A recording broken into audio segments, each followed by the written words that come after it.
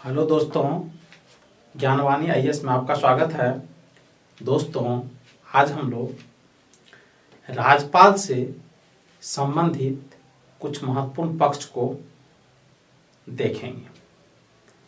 हमने पिछले वीडियो में राज्यपाल से जुड़े हुए जो प्रमुख तथ्य था उनको देखा था और कुछ पक्ष उनके शेष रह गए थे जिनको हम लोग इस वीडियो में देखने जा रहे हैं।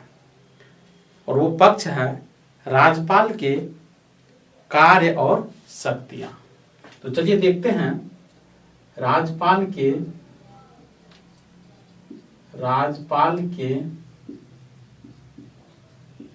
कार्य और शक्तियां।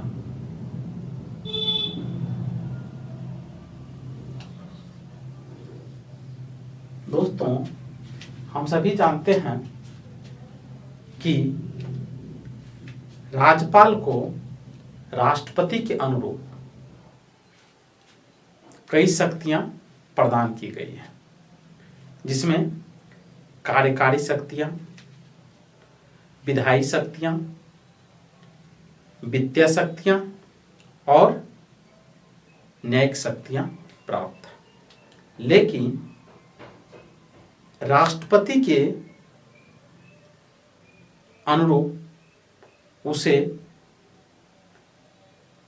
कूटनीतिक शक्तियां, सैन्य शक्तियां और आपातकालीन शक्तियां प्राप्त नहीं है। तो चलिए यहाँ राज्यपाल की जो शक्तियां हैं उनको देखते हैं। राज्यपाल की शक्तियों को मुख्यतः 4 भागों में बांटकर देखा जा सकता है। पहला है कार्यकारी शक्तियां। कार्यकारी शक्तियां। दूसरा है विधायी शक्तियां। विधायी शक्तियां। तीसरा है वित्तीय शक्तियां।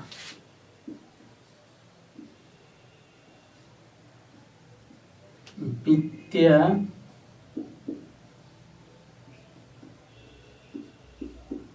शक्तियां। और चौथा है न्यायिक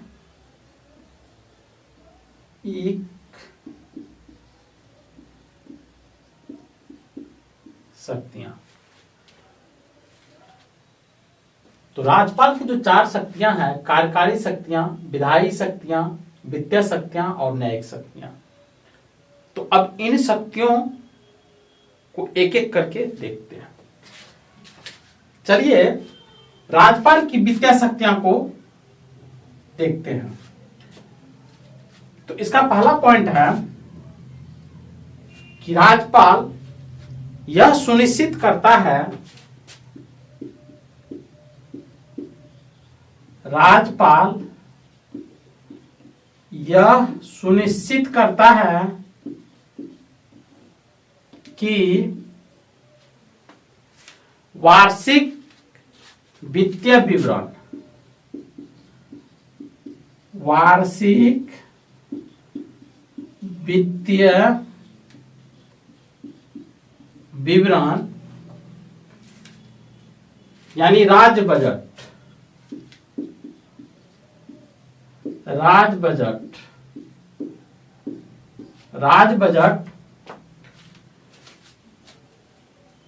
विधानसभा के समक्ष रखा जाए। विधानसभा के समक्ष रखा जाए।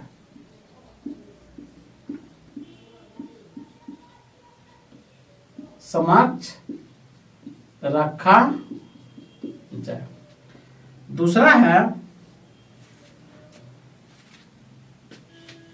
कि धन विधेयक, कोई धन विधेयक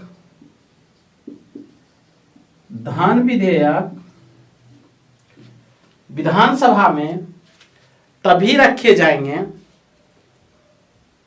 जब राज्यपाल की सहमति मिल गई, यानी बिना राज्यपाल के सहमति के बिना, उनके हस्ताक्षर के बिना धन विधेयक विधानसभा के समक्ष नहीं रखा जा सकता।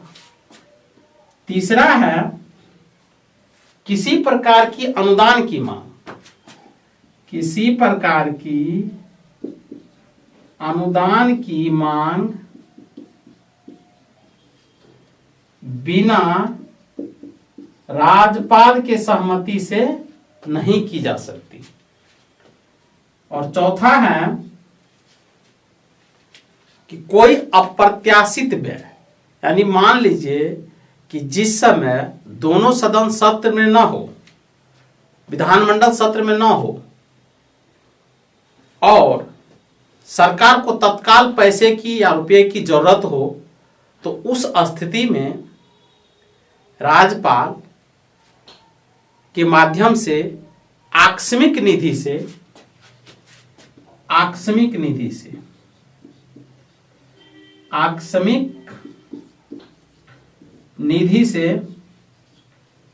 धन दिया जाता है, धन दिया जा सकता है। और आकस्मिक निधि से धन राज्यपाल की सहमति से लिया जा सकता है। पांचवा पॉइंट है कि राज्य के जो पंचायत और स्थानीय निकाय, जिसमें पंचायत और नगर पालिका, पंचायत और नगर पालिका के वित्तीय स्थिति के जांच के लिए, वित्तीय स्थिति की जांच के लिए, स्थिति के जांच के लिए प्रत्येक 5 वर्ष पर 5 वर्ष पर वित्त आयोग का गठन करेगा। यानी वित्तीय स्थिति की जांच और समीक्षा, यहां जांच और समीक्षा के लिए प्रत्येक 5 वर्ष पर वित्त आयोग का गठन करता है। तो ये जो 5 पॉइंट थे, ये महत्वपूर्ण पॉइंट है जो राज्यपाल की वित्तीय शक्तियों के अंतर्गत आता है। अब देखेंगे कि राज्यपाल की न्यायिक शक्तियां, राज्यपाल की न्यायिक शक्तियां के अंतर्गत कुछ महत्वपूर्ण पक्ष है, उनको देखते हैं। तो पहला है कि भारत का कोई अपराधी व्यक्ति जो न्यायालय से दंड पाया है या सजा पाया है, तो वह व्यक्ति यदि अपने सजा के संदर्भ में राज्यपाल के पास जाता है, तो राज्यपाल के पास क्या क्या शक्ति है। तो राज्यपाल उस व्यक्ति को, यानी उनकी सजा को माफ कर सकता है, लघुकरण कर सकता है, सजा की प्रकृति को बदल सकता है या क्षमा कर सकता है। लघुकरण का मतलब है कि मान लीजिए उस व्यक्ति को 5 साल की सजा हुई है, 5 वर्ष की सजा हुई है, तो उसको छोटा करके 3 वर्ष किया जा सकता है, 2 वर्ष किया जा सकता है, 1 वर्ष किया जा सकता है। ये राज्यपाल के विवेक पर निर्भर करता है। प्रकृति का मतलब है यदि उस व्यक्ति उस व्यक्ति को फांसी की सजा दी गई है, तो उसको चेंज करके उम्र कैद में बदला जा सकता है, उम्र कैद में बदला जा सकता है। यदि उसे उम्र कैद की सजा दी गई है, तो उसको कम करके 10 साल किया जा सकता है, 20 साल किया जा सकता है। वो राज्यपाल के विवेक पर निर्भर करता है। यही है उनके प्राकृतिक सजा की जो प्राकृतिक है उनको बदल देना।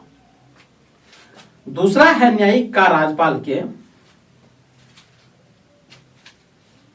कि राज्यपाल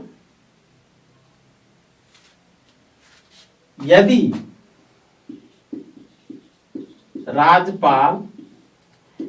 जिला न्यायाधीश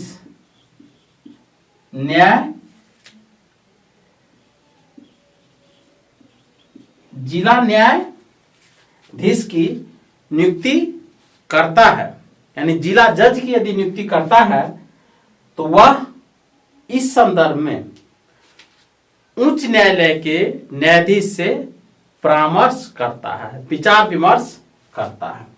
यानी जिला जज की नियुक्ति के संदर्भ में राज्यपाल जो है उच्च न्यायालय के न्यायाधीश से परामर्श कर सकता है, सलाह ले सकता है। और जिला न्यायाधीश की नियुक्ति आर्टिकल 233 के तहत किया जाता है।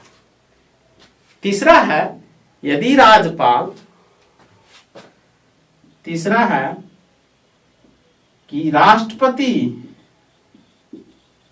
राष्ट्रपति यदि उच्च न्यायालय में किसी न्यायाधीश की नियुक्ति करता है तो वह इस संदर्भ में राज्यपाल से परामर्श ले सकता है। वह राज्यपाल से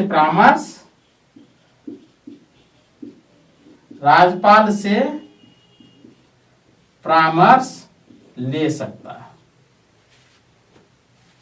इसके अतिरिक्त कोई न्यायिक पदाधिकारी की नियुक्ति करता है तो उस संदर्भ में भी राज्यपाल न्यायालय से परामर्श ले सकता है।